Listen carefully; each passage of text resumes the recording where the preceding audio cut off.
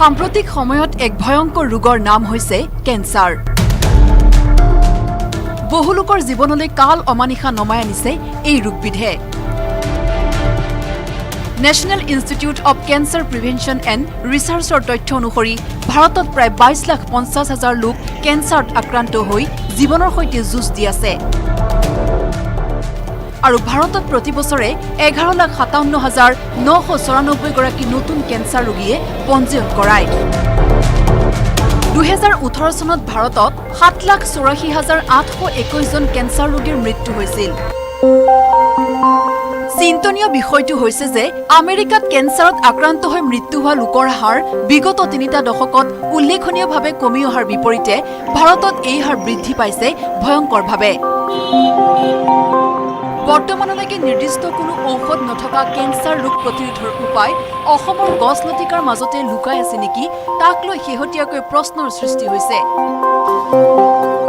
কাৰণ আমাৰ চৌপাশে সিঁচৰিত হৈ থকা একাংশ উদ্ভিদৰ পৰা প্ৰস্তুত কৰা এবিধ বনৌষধি ৰসে কেন্সাৰত আক্ৰান্ত লোকসকলক বহু পৰিমাণে সকাহ দিয়া পৰিলক্ষিত হৈছে।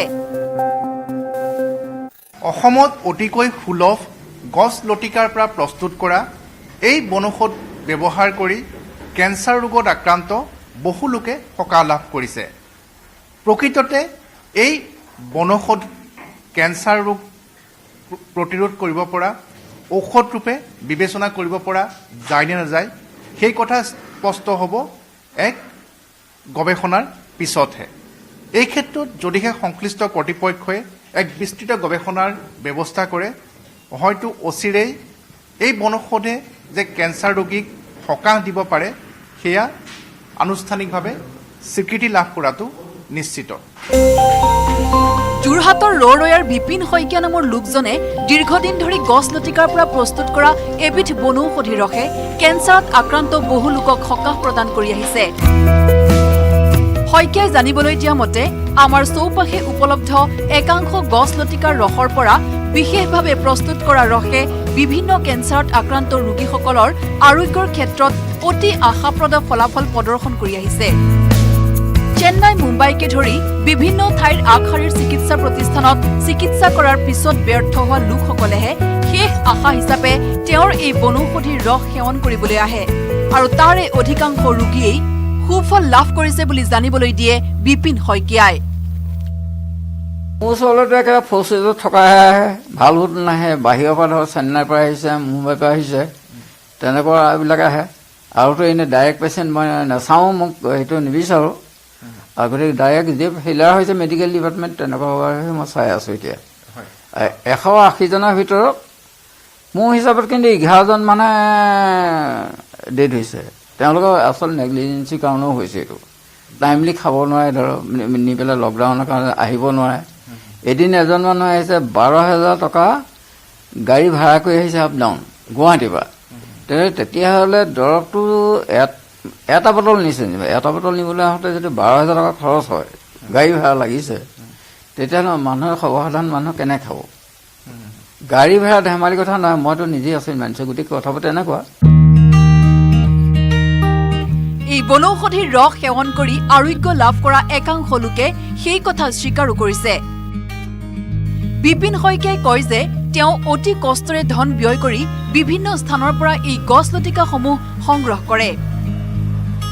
এনে 1 লিটাৰ বনৌষধিৰ ৰস প্ৰস্তুত কৰিবলৈ বৃহৎ পৰিমাণৰ গছ লতিকা তথা অন্যান্য উপাদানৰ প্ৰয়োজন হয়। শইকীয়াই কয় যে এই বনৌষধিৰ ৰসে কেন্সাৰ ৰোগৰ আৰোগ্যৰ ক্ষেত্ৰত কাম কৰে নে নাই সেয়া বৈজ্ঞানিক গৱেষণাৰ পিছতহে নিশ্চিত কৰিব পৰা যাব। কিন্তু এই বনৌষধিৰ ৰসৰ যে মানুহৰ ৰোগ প্ৰতিৰোধ ক্ষমতা অভাৱনীয়ভাৱে বৃদ্ধি কৰাৰ বিশেষ গুণ আছে সেয়া নিশ্চিত। কাৰণ এই ৰস পান কৰি কেন্সাৰত আক্ৰান্ত বহু লোকে এক সুস্থ জীৱন নিৰ্বাহ কৰিবলৈ সক্ষম হৈছিল। সেয়েহে এই বনৌষধিৰ ৰসৰ বিজ্ঞানসন্মত পৰীক্ষাৰ ব্যৱস্থা কৰিবলৈ আগবাঢ়িছে শইকীয়া। এইটো ৰিচাৰ্চৰ মানে আৰু আজিকালি বহুত ঠাইত নহয় নহয় ভাগে ভাগে এতিয়া মেডিচিনবিলাক কোনটো বস্তুৰ পৰা কি ওলায় সেইবিলাকৰ কাৰণে ৰিচাৰ্চৰ কাৰণে এইটো আমি হেৰি কৰি আছোঁ। মানে যোগাযোগটো চলি আছে এতিয়া, লকডাউনৰ কাৰণেহে অলপ মানে পিছ পৰি গৈছে। তাৰমানে এনেকুৱা এটা হয়, ধৰক এজন মানুহ বেমাৰ বাহিৰৰ পৰাইতো আহে, প্ৰায় চেন্নাইৰ পৰা আহে, মুম্বাইৰ পৰা আহে। তেওঁলোকে ধৰক কফটো বেছি হয়, শুব নোৱাৰে, বিষ বেছি হয়, বিষৰ কাৰণে শুব নোৱাৰে। কিন্তু এই মেডিচিনটো খালে বিষটো আৰু কফটো কমি যাব, বিষটো কমিয়ে যায় আৰু কফটোও কমি যাব। যদি খাব নলগীয়া বস্তু খায় তেতিয়াতো মই মানা কৰাৰ ভিতৰত যদি খায় সেইটোতো তেওঁলোকৰ নিজৰ কথা হয়। কিন্তু তেওঁলোকে যদি এই মেডিচিনটো এটা মেডিচিন খোৱা মানুহে মোক পেচেণ্টে কৈছে যে বিষ কমি গৈছে, গেছ কমি গৈছে, মইতো দাবী কৰিব নোৱাৰোঁ যে ভাল হ'ব বুলি মই এতিয়া ক'ব নোৱাৰোঁ, ক'লেও সেইটো মানে প্ৰযোজ্য নহ'ব। সেইটো কথাত এনেকুৱা এটা কথা, যেতিয়া চৰকাৰৰ পৰা এইটো যদি ৰিচাৰ্চ চলি আছে, ৰিচাৰ্চৰ পূৰা ৰিপৰ্টটো পোৱাৰ পিছতহে ক'ব পৰা হ'ব যে মোৰ মেডিচিনটোৱে কাম কৰে। এতিয়া মুখেৰে ক'লেতো মই নহ'ব, মইতো মুখেৰে ক'লে নহ'ব, সম্পূৰ্ণ এভিডেঞ্চ লাগিব। গোটেইখিনি ভাল হৈছে সেইটো চিয়'ৰ, ভাল যে হেপাটাইটিছ বিটো যে একদম কিয়'ৰ এমাহৰ ভিতৰতে হয়, ফুটা হওক ফটা হওক এনেকুৱাবিলাক লগে লগে ভাল হৈ যায়। তেনেকুৱা পেচেণ্ট বহুত আছে মোৰ।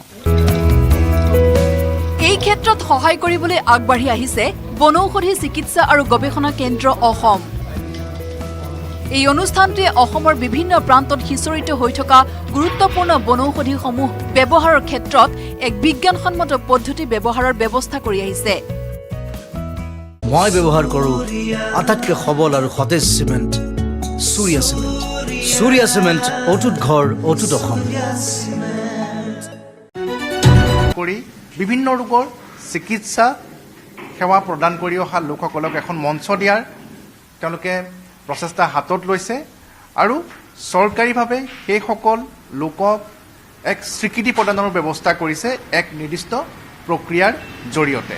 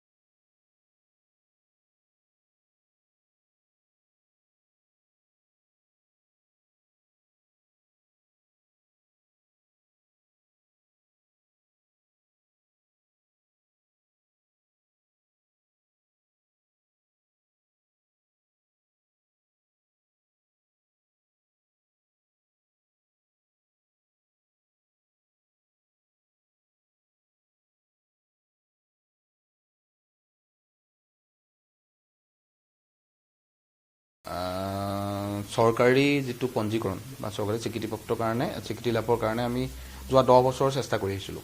মই নহয় অকলে, আমাৰ যিটো বনৌষধি চিকিৎসা আৰু গৱেষণা কেন্দ্ৰ আছে, কেন্দ্ৰৰ যোগেদি আমি Nagpur university, TDU, FRLST, Gujarat university গোটেইখিনি লগ হৈ আমি যোৱা 5টা বছৰত আমি এটা লোকস্বাস্থ্য পৰম্পৰা অভিযান বুলি এটা অভিযান প্ৰতিখন ৰাজ্যতে আৰম্ভ হৈছিলে আৰু আৰম্ভ হৈ আমি লাহে লাহে আগবাঢ়ি আহিছিলোঁ। আৰু এই ক্ষেত্ৰত যিটো চাৰ্টিফিকেশ্যনৰ কথা আমি পাতি আছিলোঁ, সেইটো ক্ষেত্ৰত কোৱালিটি কাউন্সিল অফ ইণ্ডিয়া যি আছে, চৰকাৰৰ মানে সংস্থা হয়, তেখেতসকলে এই ক্ষেত্ৰত আগবাঢ়ি আহিছিলে যে বনৌষধি চিকিৎসকসকলৰ এটা ৰেজিষ্ট্ৰেশ্যন যাতে ডকুমেণ্টেশ্যন হয়। কাৰণ সেই যিখিনি মেডিচিন দি আছে তেখেতসকলৰ এটা সময়ত সেই মেডিচিনখিনি হেৰাই যাব। গতিকে তেখেতসকলক যদি অকণমান তেখেতক চাৰ্টিফাই কৰি দিয়া হয় যে এইটো বেমাৰত তেখেতসকলে এক্সপাৰ্ট, তেতিয়া কি হ'ব, তেখেতৰ মেডিচিনখিনিও যাতে পিছত ডকুমেণ্টেশ্যন হৈ থাকি যাব, প্লাছ ৰিচাৰ্চৰ কাৰণে সুবিধা হ'ব। সেই কথাটো চিন্তা কৰিয়েই আমাৰ কোৱালিটি কাউন্সিল অফ ইণ্ডিয়াই TDU আৰু FRLST গোটেইখিনি লগ হৈ আমি অসমৰ পৰা বনৌষধি চিকিৎসা আৰু গৱেষণা কেন্দ্ৰ আছিলোঁ, আমি তেখেতসকল লগ হৈ পেলাই অসমত আজিৰ পৰা 6 মাহৰ আগত আমি 15জন বনৌষধি চিকিৎসকৰ মানে উত্তীৰ্ণ হৈছিলে পৰীক্ষাত, উত্তীৰ্ণ হৈ তেখেতসকলক চাৰ্টিফিকেশ্যন প্ৰদান কৰিছিলে। গোটেই আমাৰ এই ক্ষেত্ৰত কিন্তু আমাৰ অসম চৰকাৰ কোনো ধৰণৰ সহায় আমি পোৱা নাই। এই ক্ষেত্ৰত আমাক সহায় কৰিছিলে আমাৰ ওচৰৰে নাগালেণ্ডৰ যিটো নৰ্থ ইষ্ট খ্ৰীষ্টান ইউনিভাৰ্চিটি, আমি নৰ্থ ইষ্ট খ্ৰীষ্টান ইউনিভাৰ্চিটিৰ সহযোগত এখন চাৰ্টিফিকেশ্যন বডি তাত কৰিছিলে QCI আণ্ডাৰত কৰি, তাৰ যোগেদি প্ৰথম অসমত 15জন চিকিৎসকৰ আমি প্ৰপত্ৰ প্ৰদান কৰিছিলে। আৰু এই ক্ষেত্ৰত নিজে আহিছে কোৱালিটি কাউন্সিল অফ ইণ্ডিয়াৰ ডক্টৰ দেৱজানী ৰয় আহিছে, গুৱাহাটীৰ আছে, তেনেকৈ বাহিৰৰ আছে, চন্দনা বাইদেউ আছে, ডক্টৰ চন্দনা বৰুৱা ভেটেনেৰী কলেজৰ, মোক যথেষ্ট সহায় কৰিছে এই কামটোত। আৰু যোৰহাটৰ ডক্টৰ ঈশ্বৰ চন্দ্ৰ বৰুৱা, তেখেতেও যথেষ্টখিনি সহায় আগবঢ়াই আহিছে। গতিকে সকলোৰে সহযোগত আমি 15জন আল্টিমেটলি স্বীকৃতি লাভ কৰিলে। আৰু এই গোটেই স্বীকৃতিটো কিন্তু এইটো নহয় যে তেখেতক ডিগ্ৰী এটা দিছে, তেখেত ডক্টৰ নহয়, কিন্তু তেখেতক কি কৈছে traditional community health care provider. অসমৰ বনৌষধি চিকিৎসা প্ৰদান কৰা লোকসকলৰ ভলাণ্টাৰী চাৰ্টিফিকেশ্যনৰ কাম বনৌষধি চিকিৎসা আৰু গৱেষণা কেন্দ্ৰ অসমৰ সহযোগত যোৱা বছৰ সম্ভৱ হয়। নৰ্থ ইষ্ট খ্ৰীষ্টিয়ান ইউনিভাৰ্চিটিৰ চাৰ্টিফিকেশ্যন বডিৰ সহযোগত 15জন লোকক মানপত্ৰ প্ৰদান কৰা হয়। এই ক্ষেত্ৰত QCIৰ ডক্টৰ দেৱজানী ৰয়, নাগপুৰ বিশ্ববিদ্যালয়ৰ ডক্টৰ প্ৰকাশ ইটাংকৰ, গুৱাহাটীৰ অসম পশু চিকিৎসা মহাবিদ্যালয়ৰ ডক্টৰ চন্দনা বৰুৱা, অসম কৃষি বিশ্ববিদ্যালয়ৰ ডক্টৰ ঈশ্বৰ চন্দ্ৰ বৰুৱা, যাদৱপুৰ বিশ্ববিদ্যালয়ৰ ডক্টৰ পুলক মুখাৰ্জীকে ধৰি এনে একাংশ লোকৰ সহযোগত এই কাম সম্ভৱ হৈ উঠিছে। দ্বিতীয় স্তৰত 20জন লোকক মানপত্ৰ প্ৰদানৰ বাবে ইতিমধ্যে পত্ৰ পূৰণ কৰা হৈছে। বিপিন শইকীয়াৰ এই কেঞ্চাৰ প্ৰতিৰোধ কৰিব পৰা বনৌষধি ৰসৰ ক্ষেত্ৰতো মানপত্ৰ প্ৰদানৰ জৰিয়তে এই বনৌষধৰ বৈজ্ঞানিক বিশ্লেষণৰ প্ৰক্ৰিয়া হাতত লোৱা হৈছে। তেখেতৰ যিটো জুচ তেখেতে বনাইছে, মই কেঞ্চাৰ মেডিচিন বুলি ক'বলৈ নাযাওঁ, কিন্তু এজ এ ইমিউনি মডুলেটৰ মানে ইমিউনিটি মানে বঢ়োৱাত কিন্তু যথেষ্ট হেল্প কৰে।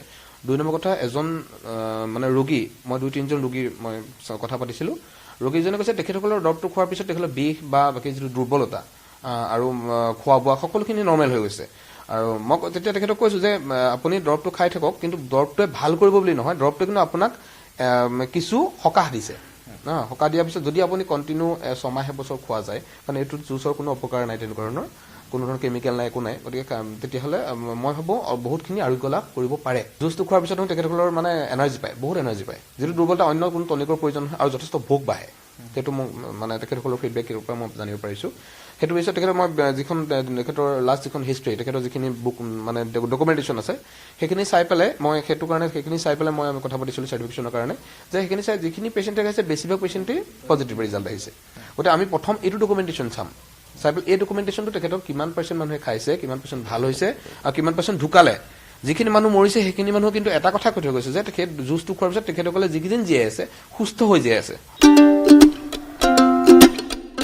হৈ উঠিলে এই কেঞ্চাৰ প্ৰতিৰোধী বনৌষধি ৰসৰ মাজত নিহিত থকা বিশেষ গুণৰ বিষয়ে বিজ্ঞানসন্মত পদ্ধতিৰে তথ্য আহৰণ কৰিব পৰা যাব। কিন্তু সেয়া যিয়েই নহওক, অসমৰ প্ৰাকৃতিক পৰিৱেশৰ মাজত লুকাই থকা এনে